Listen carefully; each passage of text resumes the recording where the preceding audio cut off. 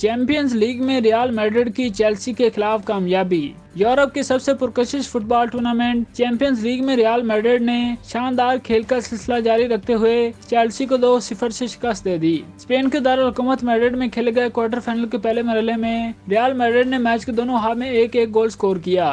English football club Chelsea की premiere league में खराब कारकर्दगी के बायस रियल मैड्रिड को फतह के लिए फेवरेट करार दिया जा रहा था। ताहम माहिरीन सिर्फ 2 गोल की शिकस्त पर चेल्सी की कारकर्दगी को बेहतर करार दे रहे हैं। रियल मैड्रिड की टीम ने 63,000 से ज्यादा होम क्राउड के सामने शानदार खेल पेश करते हुए मैच पर मुकम्मल कंट्रोल हासिल करते हुए चेल्सी के खिलाफ अपने होम ग्राउंड पर नाकाबिले शिकस्त रहने का एहसास बरकरार रखा। सीजन के दौरान चेल्सी के मैनेजर का ओहदा संभालने वाले फ्रैंक लैम्पार्ड का ये पहला अहम इम्तिहान था। इस शिकस्त पर खासे अफसोस दिखाई दिए। वाज़ेह रहे कि चेल्सी ने प्रीमियर लीग में खराब परफॉर्मेंस पर टीम के मैनेजर ग्राहम पॉटर को सिर्फ 6 माह बाद ही ओहदे से बरतरफ करके इंग्लैंड के साबिक खिलाड़ी फ्रैंक लैम्पार्ड को मैनेजर मुकर्रर किया था। मैड्रिड की जानिब से पहला गोल स्टार फॉरवर्ड करीम बेंजेमा ने 21वें मिनट में स्कोर किया।